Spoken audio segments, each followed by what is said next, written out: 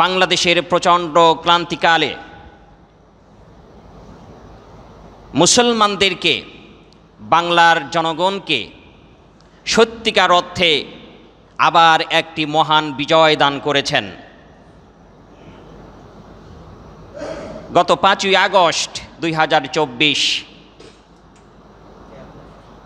বাংলাদেশের আকাশ থেকে অমানিসার কালো ঘনঘটা দূরীভূত হয়েছে। সুদীর্ঘ 16 বছর যাবৎ জগদ্দল পাথরের বেশে অত্যাচার, নির্যাতন, নিপীড়নের স্ট্রিম রুলার, কি পুরুষ কি নারী, কি বৃদ্ধ কি শিশু কি যুবক, কি মুসলিম কি অমুসলিম, সর্বশ্রেণীর মানুষকে চরম নিপীড়ন নির্যাতন করে মুখের ভাষাকে কেড়ে নিয়ে কণ্ঠস্বরকে স্তব্ধ করে দিয়ে নিজের ক্ষমতাকে চিরস্থায়ী করার জন্য পুরোপুরি তার মগজের মধ্যে চিন্তা নিয়ে এসেছিল যেন এই বাংলার আকাশে এই দুর্বৃত্ত, দুরাচারী, স্বৈরাচারী শেখ হাসিনার সরকার ছাড়া আর কেউ কোনোদিন আলোর মুখ দেখবে না। এমন একটি কদর্যপূর্ণ অবস্থা থেকে আল্লাহ রাব্বুল আলামিন আমাদের বাংলাদেশের সর্বশ্রেণীর মানুষকে মুক্ত করেছেন। এই জন্য হৃদয়ের গভীর থেকে উচ্চারণ করছে আলহামদুলিল্লাহ। সম্মানিত হাজরিন, আজকে আপনাদের সামনে সময় উপযোগী খুবই গুরুত্বপূর্ণ কয়েকটি পয়েন্ট নিয়ে আলোচনা করতে চাই। আমরা যে মহাবিজয় পেয়েছি, এই বিজয়ের নেপথ্যে যে ঘটনাগুলি সংঘটিত হয়েছে এবং যাদের কাছ থেকে এই বিজয় ছিনিয়ে আনা হয়েছে, তাদের অত্যাচার, নির্যাতনের কিছু বিভৎস চিত্র আপনাদের সামনে আমি তুলে ধরতে চাই। একদিন তো টুটিকে চেপে ধরে রাখা হয়েছিল, কণ্ঠস্বরকে স্তব্ধ করে রাখা হয়েছিল। আলেম ওলামা মসজিদে খুতবার মেম্বারে দাঁড়িয়েও সঠিক কথা বলতে পারে নাই। আল্লাহ রাব্বুল আলামিন এই ঘনঘটা দূরীভূত করেছেন। আবার বলিন আলহামদুলিল্লাহ। আজকে নটন নেই মসজিদ। আমার মনে হয় শুধু বাংলাদেশেও নয়, বাংলাদেশে যত মসজিদ আছে সমস্ত মসজিদে একই সুরে, একই কণ্ঠে এই বিজয়ের কথা উচ্চারিত হচ্ছে। বলুন আলহামদুলিল্লাহ। সারা বিশ্বব্যাপী বাংলাদেশের জনগণ দেখিয়ে দিয়েছে মুসলমানদের ইমানি চেতনা, ইমানি জাজবা, বাংলাদেশের একনিষ্ঠ একাগ্র শক্তি কিভাবে অত্যাচারীদের বিরুদ্ধে লড়াই করতে জানে। আজকে গোটা পৃথিবী স্তব্ধ হয়ে গিয়েছে। আজকে পৃথিবীর সিরিয়ার প্রেসিডেন্ট বাশার আল আসাদকে এখন পর্যন্ত সেই দেশের জনগণ ক্ষমতা থেকে নামাতে পারে নাই। কিন্তু বাঙালি জাতি মাথা নোয়াবার নয়, মাথা এক জায়গায় নোয়ায়, সেটা হচ্ছে আল্লাহ রাব্বুল আলামিনের কাছে। প্রথমত ধৈর্য ধরে, কোরআনের শিক্ষায় শিক্ষিত হয়ে ধৈর্য ধরতে ধরতে ধরতে ধরতে ধৈর্যের বাঁধ যখন ভেঙে যায় তখন বলা লাগে আয়। সম্মানিত হাজরিন, সত্যিকার অর্থে কি জানেন? এই পৃথিবীতে যত দুরাচার, স্বৈর শাসক ক্ষমতায় অধিষ্ঠিত হয়ে থাকতে চেয়েছে, তারাই মূলত হচ্ছে ইসলাম বিদ্বেষী সরকার। কথা বুঝতে পেরেছেন? এই পৃথিবীতে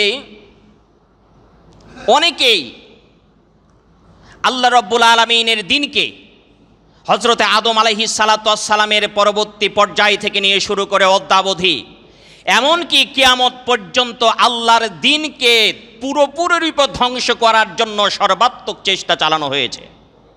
মূসা আলাইহিস সালাতু ওয়াস সালামের বিপরীতে শত্রুতা করেছে ফেরাউন। ইব্রাহিম আলাইহিস সালাতু ওয়াস সালামের বিপরীতে শত্রুতা করেছে নমরুদ, সাদ্দাত। এমনইভাবে যুগে যুগে কালে কালে অন্যান্য অমুসলিম রাষ্ট্রগুলি তো আছেই, এমনকি মুসলিম কান্ট্রিগুলিতেও ইসলামের পুরোপুরি আইন যারা মানতে রাজি নয়, আল্লাহকে মানবো কিন্তু মদ খাবো, এই ধরনের মুসলমান আছে না নাই? আল্লাহকে মানবো কিন্তু সুদ খাবো, এই ধরনের মুসলমান আছে না নাই? আল্লাহকে মানবো কিন্তু রোজার মাসে রোজা করব না, এই ধরনের মুসলমান আছে না নাই? আল্লাহকে মানবো কিন্তু বাবা মায়ের খেদমত করব না, এই ধরনের মুসলমান আছে না নাই? এমন এক শ্রেণীর মুসলমান সম্রাট আকবরের মতন, তারা তাদের ক্ষমতাকে দীর্ঘস্থায়ী করার জন্য আল্লাহর দিনকে, আল্লাহর পথকে পদদলিত করে, ভুলণ্ঠিত করে তারা বিভিন্ন ধর্মের মতকে এক জায়গায় করে ইসলামের আমাদের আলোক দীপ্তি, আমাদের আলোক শিখা কোরআনুল কারীমের সাথে সাংঘর্ষিক অনেক বিষয়কে এক জায়গায় করে রাষ্ট্র পরিচালনা করবার জন্য সব যুগেই তারা চেষ্টা করেছে, কিন্তু আল্লাহর দিনকে কখনো তারা ভুলণ্ঠিত করতে পারে নাই। আল্লাহ রাব্বুল আলামিন বলেন, ইউরিদুনা লিইউতফিউ নূরাল্লাহি বিআফওয়াহিহিম আল্লাহু মুতিম্মু নূরিহি ওয়ালাউ কারিহাল কাফিরুন। তারা আল্লাহ রাব্বুল আলামিনের দিনকে ফুৎকার দিয়ে নিভিয়ে দিতে চায়, কিন্তু আল্লাহ রাব্বুল আলামিন তার দিনকে সমুন্নত রাখবেন, প্রজ্বলিত রাখবেন, সব সময় প্রতিষ্ঠিত রাখবেন, যদিও তা কাফেরদের জন্য গাত্রদাহ হয়ে যায়। কাফেরদের জন্য এটা বড় জ্বালার বিষয়। কেন আমাকে বন্দি আইনের কাছে মাথা নত করে থাকতে হবে? কেন দৈনিক 5 ওয়াক্ত নামাজ আসবে আর আমাকে 5 ওয়াক্ত নামাজ নির্দিষ্ট টাইমে পড়তে হবে? আমি আসরের নামাজ না পড়ে আমি স্টেডিয়ামে বসে মেসি আর রোনাল্ডোর খেলা দেখব কি? এই ধরনের স্বাধীনতা তো সব মানুষই চায়, কিন্তু মানুষের ব্যক্তিগত কোনো স্বাধীনতা দিয়ে পৃথিবীতে চলা যাবে না। চলতে হবে আল্লাহ রাব্বুল আলামিনের নির্দিষ্ট সীমানা বজায় রেখেই, এবং আল্লাহ সেই দিনকে বিজয় করেছেন। আপনাদেরকে আল্লাহ তাআলা আমাদের আপনাদের সবাইকে দুইটা দিক চিনাইয়া দিয়েছেন, যে তোমরা যেই দেশের জনগণ হবে সেই দেশের জনগণেরা কোন রাষ্ট্রের, কোন ধর্মের, কোন মতের সরকার দ্বারা নিয়ন্ত্রিত হচ্ছ এটা তোমরা বুঝতে পারবে। তোমাদেরকে দুইটা সূত্র দিয়ে দিচ্ছি। 1 নাম্বার সূত্রটা কি? যারা মুসলমান হবে, যারা মুসলিম হবে, তাদের সরকারের পরিচয় হচ্ছে যে সরকার ক্ষমতায় আসবে, আল্লাযীনা ইম্মাক্কান্নাহুম ফিল আরদি আকামুস সালাতা ওয়া আতুজ যাকাতা ওয়া আমারু বিল মা'রুফি ওয়া নাহাউ আনিল মুনকার। যখন পৃথিবীতে তোমাদের রাজ্যে দেখবে মুসলিম কোনো সরকার ক্ষমতায় এসেছে, ইমানদার কোনো সরকার ক্ষমতায় এসেছে, রাষ্ট্রপ্রধান হয়েছে, তখন তোমরা বুঝতে পারবে ওই সরকার এসে সর্বপ্রথম দেশে নামাজ প্রতিষ্ঠিত করে দেবে। আপনারা বলেন তো দেখি, এখন পর্যন্ত যত সরকার বাংলাদেশে এসেছে, অন্য দেশের কথা বাদিয়ে দিলাম, বাংলাদেশে এসেছে, কোন সরকার এখন পর্যন্ত নামাজকে প্রতিষ্ঠিত করেছে? বলেন করেছে? আজকে আপনাদের আর কোনো ভয় নাই, কণ্ঠ ছেড়ে কথা বলবেন। কোন সরকার কি নামাজ প্রতিষ্ঠিত করেছে? সচিবালয়ে নামাজ প্রতিষ্ঠিত হয় নাই, পুলিশ প্রশাসনে নামাজ প্রতিষ্ঠিত হয় নাই, সেনাবাহিনী প্রশাসনে নামাজ প্রতিষ্ঠিত হয় নাই, বিডিআর প্রশাসনে নামাজ প্রতিষ্ঠিত হয় নাই যে নামাজের টাইম হলেই তোমাকে নামাজ পড়তে হবে। যদি হতো বাংলাদেশের এই অবস্থা আজকে আর হতো না। বাংলাদেশ হতো সুখী, সমৃদ্ধশালী, অত্যন্ত শালীন, সুন্দর, সুগঠিত, মার্জিত একটি রাষ্ট্র, একটি দেশ। এটা আমাদের জন্য ছিল গর্বের বিষয়, মুসলমানদের জন্য ছিল ইজ্জতের বিষয়। পৃথিবীর 3য় বৃহত্তম মুসলিম দেশ হিসাবে বাংলাদেশের আত্মমর্যাদা পৃথিবীর আকাশে বাতাসে ধ্বনিত, প্রতিধ্বনিত হতো। হয় নাই। তাহলে বুঝতে হবে যে আমাদের মাথার উপরে যে সরকারগুলি এসেছিল এইগুলা সত্যিকার অর্থে ইসলাম প্রিয় সরকার নয়। চারটি কাজের মধ্যে প্রথম কাজ সরকার এসে করবে নামাজ প্রতিষ্ঠিত করা। 2 নাম্বার হচ্ছে যে তারা ক্ষমতায় আসার পরে জনগণের সবচাইতে যে জিনিসটা দরকার হয় সেটা হচ্ছে অর্থ, টাকা পয়সা। অর্থনীতি যদি সুন্দরভাবে পরিচালিত না হয় তাহলে পরে জনগণের মধ্যে স্বস্তি থাকে না। 1 কেজি বেগুনের দাম 90 টাকা, 1 কেজি পটলের দাম 60 টাকা, 1 কেজি আলু, যে আলুটা খেয়ে গরিব মানুষ বেঁচে থাকে সেই আলুটার দামও হচ্ছে 60 থেকে 70 টাকা। মানুষ যাবে কোথায়, খাবে কি, বাঁচবে কিভাবে, এটা সরকারের মাথায় টনক পড়ে না। আল্লাহ তাআলা সব জানেন, দুনিয়ার মধ্যে স্রষ্টা। এই কারণে বলছেন তোমরা যাদেরকে ক্ষমতায় বসিয়েছো, যারা ক্ষমতায় এসছে ওরা হবে চরিত্রবান, নামাজ আগে পড়বে। যে ব্যক্তি নামাজি হবে সে কখনো চুরি চাপ্পরি করবে না। কিন্তু আমাদের সরকারের মধ্যে অধিকাংশ মন্ত্রীগুলি, এই যে হাসান মাহমুদ, খুব মুখ লুকিয়ে লুকিয়ে ল্যাকাস করে চোখের এরকম করে কথা বলতো, এখন ধরা পড়েছে বিমানবন্দরে পার হতে গিয়ে। সে নাকি দুর্নীতির দায়ে অভিযুক্ত নয়। বাংলাদেশে কয়টা বাড়ি আছে গোনা নাই। দুবাইতে বাড়ি, কোটি কোটি টাকা তার ব্যাংকের মধ্যে। তারপরে চট্টগ্রামে বিভিন্ন উপজাতিদের জায়গা জমিকে তারা দখল করেছে। আর জামাতে ইসলামীর ওপরে, বাংলাদেশ জামাতে ইসলামীর ওপরে প্রতিষ্ঠা লগ্ন থেকে একটা কদর্যপূর্ণ কাদা ছিটানো হয় যে তারা অত্যাচারী অমুসলিমদের ওপরে তারা নাকি অত্যাচার নির্যাতন করে। উদুর পিন্দি বুদুর ঘাড়ে, নিজে অপরাধ করে অন্যের ঘরে চাপিয়ে দিয়ে আজকে জামাতে ইসলামীকে কেলেঙ্কারি করার জন্য তারা চেষ্টা করেছিল। আমি কোনো একটা দলের কথা বলিনি, ভালোভাবে কথা বুঝবেন, কিন্তু যেটা বাস্তব রিয়েলিটি সেটা বলছি আপনাদেরকে। কি এই ঘটনা ঘটেছে না ঘটে নাই?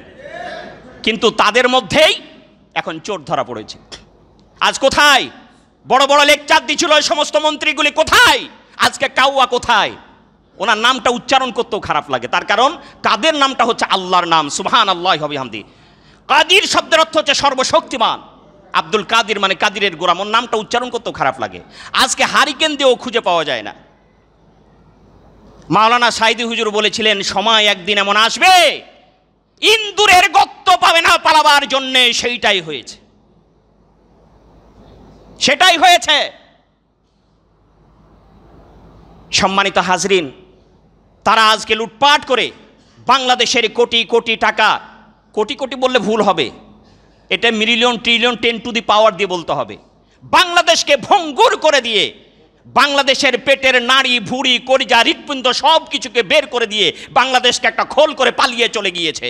আর বড় বড় লেকচার দিচ্ছিল শেখ হাসিনা পালাই না। ওর ছেলে ওইখান থেকে সদিবদের জয় এখন বলছে যে আমার মা চলে আসার পরে, পদত্যাগের পরে আপনাদের কি হবে এটা আমারও ভাববার বিষয় না, আমার পরিবার পরিজনেরও ভাববার বিষয় না। আমি আওয়ামী লীগের নেতাকর্মীদের বলি, ভাই একদিন পর্যন্ত কার পিছনে স্লোগান দিয়েছেন, কার পিছনে দৌড়িয়েছেন? ফাইনা তাযহাবুন, কার পিছনে ঘুরেন, কার পিছনে দৌড়ান? আপনাদের বুঝার এখন সময় এসেছে। আল্লাহ বুঝার জন্য একটা সময় দিয়েছিল যে মালটা কি।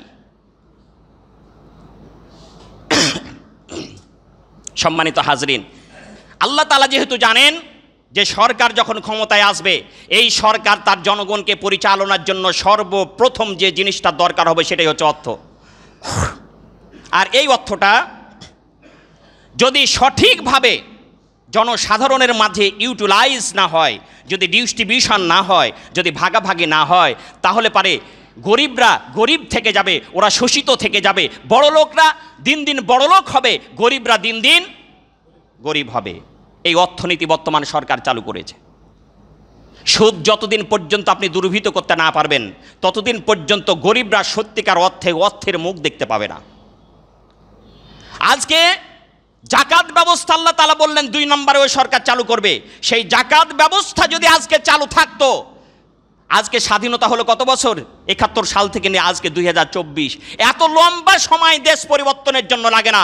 বিশ্বনবী সাল্লাল্লাহু আলাইহি ওয়াসাল্লাম সামান্য 23 বছরের জীবনে গোটা কোরআনকে প্রতিষ্ঠিত করে ঘোষণা করেছিলেন খয়রুল কুরুনে কারনি, সর্বশ্রেষ্ঠ যুগ হচ্ছে আমার যুগ, সুম্মাল্লাযীনা ইয়ালুনাহুম সুম্মাল্লাযীনা ইয়ালুনাহুম, তারপরে যেই যুগ আসবে সেই যুগ, তারপরে যেই যুগ আসবে সেই যুগ। আরে খলিফা দ্বিতীয় উমর বিন আব্দুল আজিজ যাকে দ্বিতীয় উমর বলা হয়, তার সময়তে এমন ঘটনা ঘটেছিল যেমন বর্তমানে দেখেন আলু বেগুন বিক্রি করে বেড়ায় যারা, তারা বলে যে আলু নিবা তো 800 আলু আছে, বাগুন নিবে তো 800 বাগুন আছে, লবণ নিবে তো 800 লবণ আছে। হাত ছাড়ে না, ছাড়ে না। তখন মানুষের মধ্যে ইসলামকে মানার কারণে এত সুখ সমৃদ্ধি দেশের মধ্যে এসেছিল, গরিব বলতে কেউ ছিল না। কেউ যে ভিক্ষা করবে ভিক্ষুক খুঁজে পাওয়া যেত না। এখন আপনার আমার উপরে জাকাত ফরজ হয়েছে, জাকাতের টাকা তো দিতে হবে, এটা তো ময়লা, এটা তো রাখা যাবে না, গুনাহ। এই কারণে যাদের উপরে জাকাত ফরজ হয়েছিল তারা যখন দেখতো যে কেউ জাকাত চাইতে আসে না, তখন তারা জাকাতের টাকা পিঠে বস্তার মধ্যে পিছনে ঝুলিয়ে নিয়ে গলিতে গলিতে প্রচার করত, আমার কাছে জাকাতের পয়সা আছে গো, তোমরা কেউ জাকাত নিবা নাকি, আসো। সুবহানাল্লাহ বলবেন না? এই আদর্শ, এত সুন্দর মেন্টালিটি সম্পূর্ণ, চরিত্র সম্পূর্ণ আদর্শ কে দিয়েছে? ইসলাম। এই ইসলামের বাইরে, ইসলামের বিকল্প কোনো আদর্শ এত সুন্দর পরিবেশ দিতে পারে না। আজকে আমেরিকা বড় বড় কথা বলে, ইউরোপ বড় বড় কথা বলে, তারা নাকি খুব সমৃদ্ধশালী দেশ। আমেরিকাতে ফকির নাই? আছে না নাই? ইউরোপে ফকির নাই? আমেরিকা ইউরোপের ইতিহাসে তারা কোনোদিন দেখাতে পারবে আমার দেশে একটা ফকির ছিল না? আমরা পারবো, আমরা মুসলমানরা পারবো, আমাদের ইতিহাস আছে, যদিও এখন নাই, কিন্তু ছিল। যেটা বললাম, দ্বিতীয় খলিফা উমর বিন আব্দুল আজিজ, যাকে দ্বিতীয় উমার বলা হয়, তিনার সময়তে এই ঘটনা ঘটেছে। জাকাত লওয়ার লোক ছিল না। আহারে, এরকম সমাজ আপনারা চান না? চান না? আপনারা কি কোরআনের রং দেখতে চান? বুঝে বলবেন কিন্তু। কোরআনের একটা রং আছে, যে কোরআনটা আপনার বাড়িতে পড়েন, এই কোরআনটা সুলাইমানিয়া কোম্পানি, তারপরে এই যে হামিদিয়া কোম্পানি, এরকম লেখা থাকে না, ওদের কাগজে, ওদের প্রিন্টে করে লেখা থাকে। এই কোরআনটা আপনি পড়েন, কিন্তু এই কোরআন তো নাজিল হয়েছে পঠিত হয়ে, লিখিত হয়ে নয়। লিখিত হয়ে থাকলে আল্লাহ যেটা পাঠাতো ওটাই মুসা আলাইহিস সালামের তাওরাতের মতন থাকতো। কিন্তু কোরআন যেহেতু পঠিত, সারা বিশ্বের মানুষের কাছে হৃদয়ের মধ্যে এটা আবৃত হবে, এই জন্য এটা যে যেভাবে খুশি লিখে রাখতে পারে, যে যে কাগজে খুশি লিখে রাখতে পারে, সেই কাগজে লেখা অনুযায়ী আমরা কিন্তু বাড়িতে কোরআন পড়ি।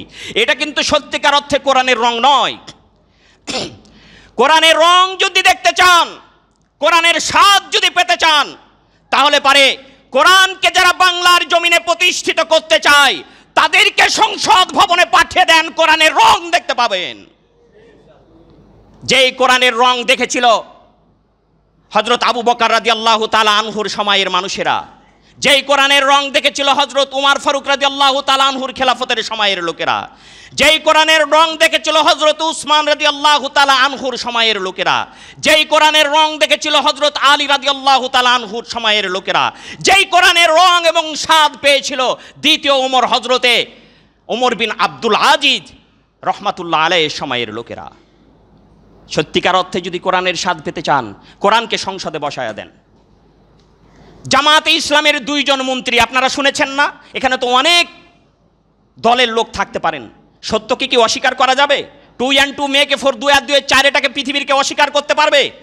আজকে পর্যন্ত আওয়ামী লীগের কোনো মন্ত্রী পর্যন্ত বলতে পারে নাই যে সমাজ কল্যাণ মন্ত্রী আলী আহসান মোহাম্মদ মুজাহিদ 5 পয়সার দুর্নীতি করে গিয়েছেন, দেখিয়েছেন, পেরেছে? তারপরে মাওলানা নিজামী হুজুর, আরে কি মানুষ, সুবহানাল্লাহ, 5 পয়সার দুর্নীতি এখন পর্যন্ত বের করতে পারে নাই। তাদেরকে ফাঁসি দেওয়া হলো অদৃশ্য একটা কথা বলে, যুদ্ধ অপরাধী, অন্য কিছু পাইল না, যুদ্ধ অপরাধী। এখন কে যুদ্ধ অপরাধী আল্লাহ তাআলা প্রমাণ করে দিবে। তাহলে পারে মনে রাখতে হবে, মাত্র 2 জন মন্ত্রী আপনারা উপহার দিয়েছিলেন সংসদে, তাদের কাছ থেকে 2 টাকা দুর্নীতি হয় নাই। 300 যতটি আসন বাংলাদেশে আছে, 360টি আসনের সব জায়গায় যদি এমন ধরনের ভালো মানুষকে বসায়া দেওয়া হয়, 1 টাকার দুর্নীতি হবে না। বাংলাদেশ খুব অল্প সময়ের মধ্যেই পরিবর্তন হয়ে যাবে। আজকে যুব সমাজ চাকরি পায় না। আমাদের বাংলাদেশ থেকে অনার্স মাস্টার্স কমপ্লিট করে এখন পর্যন্ত কোরিয়া চলে যেতে বাধ্য হয়, সৌদি আরব চলে যেতে বাধ্য হয়। বাংলাদেশে চাকরি নাই। চাকরি থাকবে কেমনে? চাকরি থাকবে কেমনে? আপনার আদরের দুলাল ভারতকে, ভারতের 60 লক্ষ লোককে এখানে চাকরির বন্দোবস্ত আপনি করে দিয়েছেন। চাকরি আমার যুবকরা পাবে কোথায়? চাকরি এখন পাবে ইনশাআল্লাহ, ওয়েট করেন। সম্মানিত হাজরিন, কোন কথা বলবো? সর্বাঙ্গে ব্যথা ঔষধ দেব কোথা? আমি যুবকদেরকে বলি, যুবক, সময় এসেছে নিজেদেরকে গোছাবার জন্য। এখন ভুল পথে আর যাবা না। যারা কোরআনকে ক্ষমতায় প্রতিষ্ঠিত করতে চায় তাদের পিছনে লেগে যাও, তাদের সাথে থাকো, ইনশাআল্লাহ তোমাদের সুদিন চলে আসবে। উল্টা পাল্টা দৌড় দিয়ে লাভ নাই। অনেক দেখেছো, মঈনুদ্দিন, ফখরুদ্দিন সব ঘোড়ার ডিম দেখা শেষ। এখন ইসলামওয়ালাদের বাংলাদেশ, দাড়িওয়ালাদের বাংলাদেশ, টুপিওয়ালাদের বাংলাদেশ।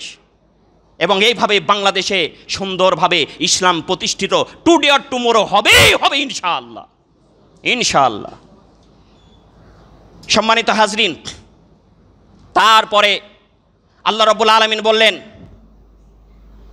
যে 4টি কাজ সরকার প্রদান করবে। তার মধ্যে 2টি কাজ আপনাদেরকে বললাম, যে একটি হলো নামাজ প্রতিষ্ঠিত করে দেওয়া সারা দেশব্যাপী, 2 নাম্বার হচ্ছে জাকাত প্রতিষ্ঠিত করা। বাংলাদেশের জার্নালে এটা প্রচারিত হয়েছে যে যদি 3 বছর ধরে বাংলাদেশের মানুষ যারা জাকাত দেওয়ার যোগ্য তাদের কাছ থেকে জাকাত উঠানো হয় সঠিকভাবে, বাংলাদেশে আর কোনো গরিব থাকবে না। পড়ুন আলহামদুলিল্লাহ। এই সুযোগটা আমাদের গ্রহণ করতে হবে না? আপনারা চান যে ভিক্ষুকরা আপনার দরে এসে ভিক্ষা মাগছে, এটা কি ভালো বিষয়, নাকি অটোমেটিক তারা সেরে যাবে, অটোমেটিক আমার দেশ সমৃদ্ধশালী হবে, এটা ভালো বিষয়? আপনার যদি সচ্ছলতা থাকে আপনার চুরি করতে যাওয়ার দরকার নাই, ঠিক না? অভাবে স্বভাব নষ্ট। আজকে চুরি, ডাকাতি, ছিনতাই, রাহাজানি, মারামারি, কাটাকাটি সব কিছু একমাত্র হচ্ছে ইসলামের আইন না মানার কারণে। আজকে যাদেরকে মন্ত্রীর আসনে বসিয়েছিলেন, এমপির আসনে বসিয়েছিলেন, শিক্ষা ব্যবস্থাটাকে কি করে ফেললো? আজকে মাদ্রাসার বইয়ে পর্যন্ত 7ম শ্রেণীতে আমার ছেলে পড়ে, 7ম শ্রেণীতে পূজা কিভাবে করতে হবে পূজার চিত্র সহ সেখানে তুলে ধরা হয়েছে। সম্মানিত হাজরিন, বলবো কি আপনাকে, কষ্টে বুকটা চৌচির হয়ে যাচ্ছিল। এমন গণবিপ্লব হয় নাই। মানুষরা যে শিক্ষা শিখছে, এখন একটা এসএসসি পাস ছেলেকে স্কুল ইংরেজিতে বানান করতে বললো, বানান করতে পারে না। কি যে ঘোড়ার ডিমের পরীক্ষা দিচ্ছে।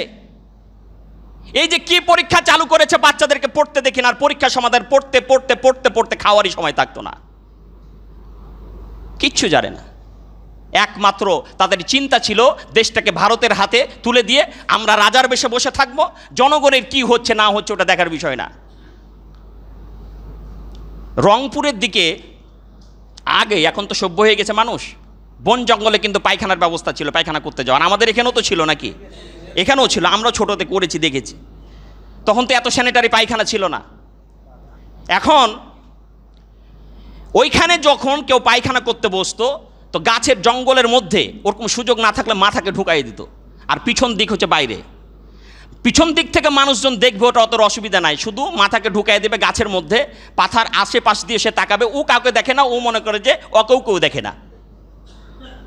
কথা বুঝতে পেরেছেন? তো এদের অবস্থা হয়েছিল এমনই যে আমরা যা খুশি তাই করব, মাথা ঢুকাইয়ে দিব, আমাদের উদাম পাদাম যাই হোক, এটা কেউ কিছু দেখবে না। সব জায়গায় দুর্নীতি। बर्बाद गुलिस्तान के लिए एक ही उल्लू का फी है, गुलिस्तान के हर शाख पर उल्लू बैठे हैं, फिर अंजाम गुलिस्तान क्या होगा। ফুল বাগানকে ধ্বংস করার জন্য একটা হুতুম পেঁচাই যথেষ্ট। আর বাংলাদেশের প্রত্যেকটি জায়গায়, সচিবালয়ে, পুলিশ প্রশাসনে, তারপরে আরগুলা নাই বা বললাম, সব জায়গায়, শিক্ষা মন্ত্রণালয়ে, মৎস্য মন্ত্রণালয়ে, এমনইভাবে যত মন্ত্রণালয় আছে সব জায়গাতে নাস্তিক মুরতাদ ধরনের মানুষদের ভরপুর। ভারতের হিন্দুদের দিয়ে জায়গা ভর্তি করে দেওয়া হয়েছে। একটা হুতুম পেঁচাই গোটা বাগানকে ধ্বংস করে দেওয়ার জন্য যথেষ্ট। এখন হুতুম পেঁচা বসে গেছে বাগানের প্রত্যেক ডালে ডালে। বাগানের অবস্থা কি হবে চিন্তা করে দেখেন। এই অবস্থাটাই সারা বাংলাদেশের হয়েছে। আজকে গোটা দেশ ভঙ্গুর হয়ে গিয়েছে সব জায়গায় হুতুম পেঁচা বসার কারণে। এই হুতুম পেঁচা দূর করার প্রয়োজন আছে না নাই? এখন সুযোগ আসছে না আসে নাই? এই সুযোগ কাজে লাগাতে হবে না? কাজে লাগাতে হবে। আল্লাহ রাব্বুল আলামিন 3 নম্বর পয়েন্টে বললেন যে তা'মুরুনা বিল মা'রুফ ওয়া তানহাউনা আনিল মুনকার, তোমরা সৎ কাজের আদেশ করবে আর অসৎ কাজ থেকে মানুষকে নিষেধ করবে। সৎ কাজের আদেশ করলে তো আল্লাহর কথা মানুষকে গিয়ে বলতে হবে নাকি? আওয়ামী লীগ সরকার বলতে দিছিল? আপনি যে নিষেধ করবেন, নিষেধটা বললেও বলতো যে সরকারের বিরুদ্ধে কথা বলছে, কোনো ধরনের কথা বলার সুযোগ ছিল না। আওয়ামী লীগ সরকার যত অপরাধ করেছে সব অপরাধ তো আপনাদের সামনে এখন বর্ণনা করা সম্ভব নয়। শুধু ইসলামের বিরুদ্ধে তাদের অবস্থানটা কি ছিল দুই একটি পয়েন্ট আপনাদেরকে একটু বলি। আওয়ামী লীগ সরকার প্রতিষ্ঠিত হয়েছিল 1949 সালে প্রায়। তখন থেকে নিয়ে ধর্মের বিরুদ্ধে, ইসলামের বিরুদ্ধে তাদের অবস্থানটা কি ছিল বর্তমান জেনারেশনকে একটু জানা দরকার। 1 নম্বর পয়েন্ট, তাদের প্রথম নাম ছিল আওয়ামী মুসলিম লীগ। 1954 সালে নির্বাচনের বিজয়ের পর 1955 সালের 21 থেকে 23 অক্টোবরের মধ্যে এই আওয়ামী মুসলিম লীগের মুসলিম শব্দটা কেটে দেওয়া হয়েছিল। তার কারণ হচ্ছে যেটা ইসলাম প্রিয় শব্দ। কথা কি বুঝতে পেরেছেন? এই মুসলিমকে কেটে দিয়ে নাম রাখা হয়েছিল আওয়ামী লীগ। খুব একটা ভালো কাজ করেছে, তাই না? আপনাদের মনে আঘাত লাগছে না, লাগে না? আচ্ছা, 2 নাম্বার, 1955 সনের 17 ফেব্রুয়ারি যুক্ত ফ্রন্ট পার্লামেন্টারি পার্টির সভায় যখন শেরে বাংলা একে ফজলুল হক কোরআন পাঠ করতে শুরু করলেন, তখন বরিশালের ফরমুজ্জল হক তিনি বাধা দিলেন যে না, কোরআন পাঠ করা চলবে না। একটু জোরে বলবেন না নাউযুবিল্লাহ? এই নাস্তিকের সাথে সাথে আরও সব তাল মিলালো, শেরে বাংলা ফজলুল হককে কোরআন পাঠ করতে দেওয়া হয় নাই। বর্তমান জেনারেশন জানে না। এটা ছিল আবু জেহেলের চরিত্র, যেখানেই কোরআন পাঠ করা হবে, লা তাসমাউ লিহাদাল কুরআনি ওয়ালগাউ ফীহি লাআল্লাকুম তাগলিবুন। যেখানে কোরআন পাঠ হয় সেখানে বাধা দাও। তার কারণ কোরআন যদি মানুষ শুনে সব তো আল্লাহর পথে চলে যাবে, আমাদের কথা অনুযায়ী রাষ্ট্র চলবে না। তারা সেটাই করেছিল, কোরআনকে সহ্য হয় না। তাহলে এটা 1955 সালে তারা ঘটিয়েছিল। এরপর আতাউর রহমান সরকার সে 12ই রবিউল আউয়াল দিবসে পল্টন, ঢাকার পল্টন ময়দানে মাহফিল অনুষ্ঠিত হবে। সেই মাহফিল 144 ধারা জারি করেছিল, এটা নবীর মাহফিল করতে দেওয়া যাবে না, হিন্দুরা অসন্তুষ্ট হবে। দাঁড়ান একটু শুনেন, আজকে 2-4 মিনিট লাগলেও অস্থির হবেন না, একটু বলি, দাঁড়ান। অনেকদিন পরে স্বাধীনতা পেয়েছি তো একটু বলার সুযোগ দেন। সুযোগ দিবেন না? একটু কান পেতে শুনেন, দরকার আছে জনতা। এরপর হুসেন শহীদ সোহরাওয়ার্দীর নাম আপনারা শুনেছেন। এই হুসেন শহীদ সোহরাওয়ার্দীর নামটাতে শহীদ লাগানো হয়েছে। এখন তো হিন্দু নামও শহীদ লাগানো হয়। শহীদ হয় এত সহজ জিনিস না। শহীদ তাকেই বলা হয় আল্লাহর কোরআনকে প্রতিষ্ঠিত করার জন্য যারা পৃথিবীতে জীবন দেয় তারা হচ্ছে শহীদ। আর আপনি যাত্রার পেতে হিন্দুর পিছনে শহীদ লাগিয়ে দিচ্ছেন, মনে হচ্ছে শহীদ একটা মাখনের টুকরা মুখে ঢুকাইয়ে দিলেন। এতই সহজ। এই শহীদ সোহরাওয়ার্দী কত বড় বেয়াদবি করেছিল জানেন? হুসেন শহীদ সোহরাওয়ার্দী পাকিস্তানে ইসলামী শাসনতন্ত্রের বিরুদ্ধে জাতীয় পরিষদে বক্তব্য দিয়েছিল। যেমন এখনই ভাবে বাংলাদেশ জামাতি ইসলামী সহ বাংলাদেশে যত ইসলামী দল আছে সেই সমস্ত দলগুলি আওয়ামী লীগের সবচেয়ে ছিল বড় দুশ্মন। নাস্তিকদের নিয়ে এসে আলোচনা চালায়, বামপন্থীদের নিয়ে হাসানুল হক ইনো আর রাশেদ খান মিনন, এরা তাদের ছিল বগল ভর্তি পকেট ভর্তি ভালোবাসার মানুষ। আর আল্লামা দেলোয়ার হোসেন সাইদির মতন ব্যক্তিত্ব, ইন্টারন্যাশনাল ব্যক্তিত্ব, শুধু ইন্টারন্যাশনাল নয়, বিশ্বাস করে আল্লাহর কাছে সুপ্রিয় ব্যক্তি, তার বিরুদ্ধে অবস্থান নিয়ে 12 বছর ধরে তাকে জেল খাটিয়ে ইনজেকশন পুশ করে তাকে হত্যা করা হয়েছে, শহীদ করা হয়েছে। এই হচ্ছে আওয়ামী লীগের চরিত্র। সম্মানিত হাজরিন, এরপর 1972 সনে ঢাকা বিশ্ববিদ্যালয়ের মনোগ্রাম বুঝেন তো? এই যে পুলিশের গায়ে এখানে একটা লোগো থাকে না, লোগোর মধ্যে কিছু লেখা থাকে, টাকার মনোগ্রাম টাকার পিছন দিকে থাকে। এরকম মনোগ্রামের মধ্যে লেখা ছিল যে রব্বি জিদনি ইলমা। এটা আপনারা জানেন, এটা কোরআনের আয়াতের অংশ। রব্বি জিদনি ইলমা, হে আল্লাহ তুমি আমার জ্ঞান বৃদ্ধি করে দাও। এইটা ঢাকা বিশ্ববিদ্যালয়ের মনোগ্রামে লেখা ছিল। এই নাস্তিকদের আওয়ামী লীগের সহ্য হয় নাই, এই লেখাটাকে সেখান থেকে তারা মুছে ফেলে দিয়েছিল 1972 সনে। বর্তমান জেনারেশন জানা দরকার আছে কার পিছনে তোমরা দৌড়াচ্ছিল। আমাদেরকে বলার তো সুযোগ দেওয়া হয় নাই। ইতিহাস সাক্ষীটা আমি তৈরি করে নিয়ে দেখে নিও। এরপর সলিমুল্লাহ মুসলিম হল ঢাকা ফজলুল হক মুসলিম হল, এই সমস্ত হলগুলি থেকে মুসলিম শব্দ কেটে দিয়ে শুধুমাত্র সলিমুল্লাহ হল রাখা হয়েছিল, ফজলুল হক হল রাখা হয়েছিল। মুসলিম শব্দ তাদের সহ্য হয় না, সহ্য হয় না। এরপর কবি কাজী নজরুল ইসলাম কলেজের নাম মুছে দিয়ে ইসলাম শব্দ কেটে দিয়ে শুধু কবি নজরুল কলেজ রাখা হয়েছিল। ইসলাম যেহেতু তাদের বরদাস্ত হয় না, ইসলাম বরদাস্ত হয় না, আল্লাহকেও তোমাদের বরদাস্ত হবে না, এটাই স্বাভাবিক। এরপর 1996 সালে যখন তারা ক্ষমতায় আসলো স্বাধীনতার পর, এই চলে যাওয়ার শেখ মুজিব মরে যাওয়ার পর, তখন তারা এসে মুসলমানদের দাড়ি টুপিকে এমনভাবে বেইজ্জত করেছিল যে তারা কার্টুন ছাপিয়েছিল মুসলমানদেরকে, ইসলামী দলদেরকে অবহেলা করার জন্য কুকুরের মাথায় টুপি বসিয়ে দিয়ে। ভুলে গেছেন অনেকেই। এরপর আল্লামা আজিজুল হক রহমাতুল্লাহ আলাই, যিনি বাংলাদেশে বুখারী শরীফের অনুবাদ করেছিলেন, যেমন তেমন বিষয় নয়, সে আল্লামা আজিজুল হক রহমাতুল্লাহ আলাইকে বন্দি করে রাখা হয়েছিল। 1 মাস ধরে তাকে উজুর পানি পর্যন্ত দেওয়া হয় নাই, এই আওয়ামী লীগ সরকার করেছে। তারপর অসংখ্য মাদ্রাসাকে বন্ধ করে দিয়েছিল। এরপর দেখেন 2009 সালে আওয়ামী লীগের প্রেসিডিয়াম সদস্য সে সৈয়দ আশরাফ কি বলেছিল, আমি হিন্দুও নই মুসলমানও নই। ওদের ধারা ঠিকই আছে তো প্রথম থেকে। এরপর কামরুল ইসলাম বলেছিল যে বাংলাদেশে যত মাদ্রাসা আছে এগুলোতে জঙ্গি তৈরি হয়, এই জঙ্গি প্রজনন কেন্দ্রের নাম হচ্ছে মাদ্রাসা। বলো নাউযুবিল্লাহ। আজকে কামরুলকে আর খুঁজে পাওয়া যায় না, ও কোথায় জঙ্গি দেখেছিল একটু ধরে নিয়ে যা, খুঁজে বের করাতাম যে কোথায় জঙ্গি আছে একটু বাইর কর। আজকাল দেখা যায় না, কোন গর্তে যে ঢুকছে আর আল্লাহই ভালো জানে। আচ্ছা, এরপর আহমদ শরীফ তার ক্লাস স্টুডেন্টদের সামনে বলেছিল আওয়ামী লীগের সহায়তায় যে এতদিন তোমরা কোরআন হাদিসের কথা শুনেছ, এখন থেকে আহমদ শরীফের তোমরা কথা শুনবে। এমনকি ক্লাস নিতে নিতে যখন আজান শুরু হয়ে যেত, মহিলারা আজান শুনে, বাংলাদেশের মহিলারা আজান শুনে মাথায় কাপড় দেয় না, মহিলারা আজান শুনে যখন কাপড় দিত মাথায়, তখন সে এত নিকৃষ্ট কথা বলেছিল, সে বলেছিল আল্লাহ কি তোমাদের ভাসুর হয় যে মাথায় কাপড় দিচ্ছ? একটু নাউজুবিল্লাহটা জোরে বলবেন না? এইটা হচ্ছে আওয়ামী লীগের চরিত্র। এরপর কবি শামসুর রহমান বলল, ফজরের যখন আজান শুনি তখন যেন মনে হয় বেশ্যা তার খরিদ্দার ডাকছে। কত বলবো আপনাদেরকে।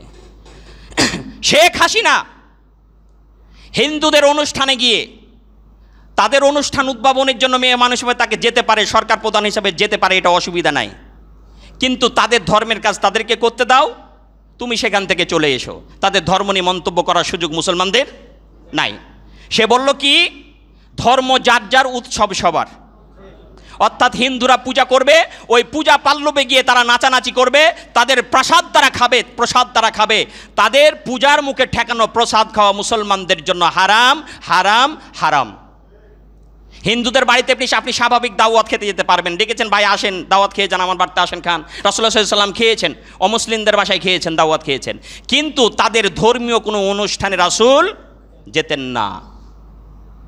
এরপর শেখ হাসিনা কি বলল, মা দুর্গা এবার গজে করে এসেছেন তাদের দুর্গা পূজার অনুষ্ঠানে, মা দুর্গা এবার গজে করে এসেছেন, বাংলাদেশে বাম্পার ফলন হবে। বলুন নাউযুবিল্লাহ। এ কি মুসলমান? অনেক আগের থেকে সতর্ক করা হচ্ছিল এই মুসলমানের জাত না। তারপর ডক্টর হাসান মুরাদ বিসমিল্লাহ নিয়ে কটূক্তি করেছিল, শুনেছেন আপনারা?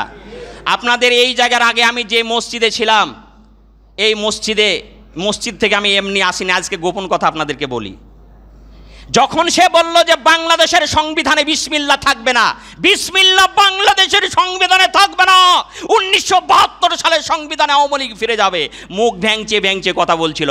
যখন এমন করলো, আমি বললাম আল্লাহ, এখন আল্লাহর বিরুদ্ধে বিসমিল্লাহর বিরুদ্ধে অবস্থান নেওয়া মানে কার বিরুদ্ধে অবস্থান নেওয়া? আল্লাহর বিরুদ্ধে যখন যুদ্ধ ঘোষণা হয়ে যায় তখন আল্লাহ যুদ্ধের প্রস্তুতি নেন। আমি বললাম যে ডক্টর হাসান মুরাদ, যদিও তোমার দল ক্ষমতায়, আল্লাহ তোমাকে বেইজ্জতি করলো কি করলো? তার কয়েকদিন পরে এই শেখ হাসিনার মাধ্যমে তাকে মন্ত্রী পদ থেকে পদচ্যুত করে নামিয়ে দেওয়া হলো। বাংলাদেশে ঠাঁই হলো না, বিভিন্ন দেশের বিমানবন্দরে কুকুরের মতন প্ল্যাটফর্মে শুয়ে থাকে। এই দৃশ্য দেখেছেন না আপনারা? এই বিসমিল্লাহর ফজিলত নিয়ে আলোচনা করতে গেলাম, আমি সেই মসজিদে সেই দিন আলোচনা করছিলাম, বিসমিল্লাহর ফজিলত নিয়ে আলোচনা করতে গিয়ে ইবনে হিশামের সেই হাদিসটি আমি উপস্থাপন করলাম যে বাংলাদেশের সংবিধানে বিসমিল্লাহ থাকবে কি থাকবে না। আসুন, রাসূলুল্লাহ সাল্লাল্লাহু আলাইহি সাল্লাম যে সংবিধান রচিত করেছিল সেই সংবিধানের নাম ছিল মদিনা সনদ, দ্য চার্টার অফ মদিনা। এই মদিনা সনদ সংবিধানে রাসূলুল্লাহ সাল্লাল্লাহু আলাইহি সাল্লামের বিসমিল্লাহ ছিল কিনা আসুন একটু দেখি। ইবনে হিশামের আরবি এবারত সহ বিশাল হাদিস সেদিন উপস্থাপন করেছিলাম আমি, আমার রেকর্ডও সেটা আছে। সেই হাদিসের প্রথমেই রাসূলুল্লাহ সাল্লাল্লাহু আলাইহি ওয়াসাল্লাম সংবিধানের প্রথমেই লিখেছিলেন বিসমিল্লাহির রহমানির রহিম। আমি বললাম যে রাসূল যেহেতু তার সংবিধানে বিসমিল্লাহ লিখেছিলেন, সেহেতু বিশ্বের তৃতীয় বৃহত্তম মুসলিম দেশ হচ্ছে বাংলাদেশ, এই দেশের সংবিধানে বিসমিল্লাহ থাকবে, এটা তো বরকতের, এটা তো আমাদের জন্য সম্মানের। ভাই বাবাজিরা, এই আলোচনা যখন আমি করলাম, আলোচনা শেষ করে আসলাম, রাত্রিবেলায় সেই রাত্রে আমাকে আওয়ামী লীগের উপর মহল থেকে কল দেওয়া হলো। বলছে হুজুর আজকে মসজিদে কি আলোচনা করেছেন? আমি বললাম যে বিসমিল্লাহর ফজিলত নিয়ে আলোচনা করেছি। বলছে যে আপনার চাকরি খাওয়ার জন্য তো আওয়ামী লীগের বেশ কিছু লিডার এখন এমপির কাছে বসে আছে, অর্থাৎ আমার শাহ নেমতুল্লাহ কলেজের চাকরি খাবে। ওদের তো চাকরি খাওয়া অন্টুর ব্যাপার, খাইছে না মানুষের চাকরি। আমার চাকরি খাওয়ার জন্য বসে আছে, আপনি বিসমিল্লাহ নিয়ে কেন আলোচনা করেছেন? বিসমিল্লাহ সংবিধানে থাকবে না, এই বিষয় নিয়ে কেন আলোচনা করলেন? আপনার তখন চাকরি থাকবে না। তো উনি আমাকে ভালোবাসতেন, মহব্বত করছেন, বলছেন হুজুর ঠিক আছে আমি বিষয়টা দেখছি। উনি তখন একটু প্রোটেকশন দিয়েছিলেন, যার কারণে হয়তো শাহ নেমতুল্লাহ কলেজের এখনও আমার জায়গাটা আছে। এবং মসজিদ থেকে আমাকে ষড়যন্ত্রমূলকভাবে বিদায় করার জন্য সেই মসজিদের সেক্রেটারি এবং কয়েকজন সদস্য তারা প্রস্তুতি নিল এবং তারা মিটিংও করে ফেললো যে একে আর থোয়া যাবে না। কিন্তু সাধারণ মানুষ আমাকে জীবন দিয়ে ভালোবাসতো, তাদের মুখের তোপে তারা সেটা আর করতে পারে নাই। আজকে গোপন কথা আপনাদেরকে বলে দিলাম।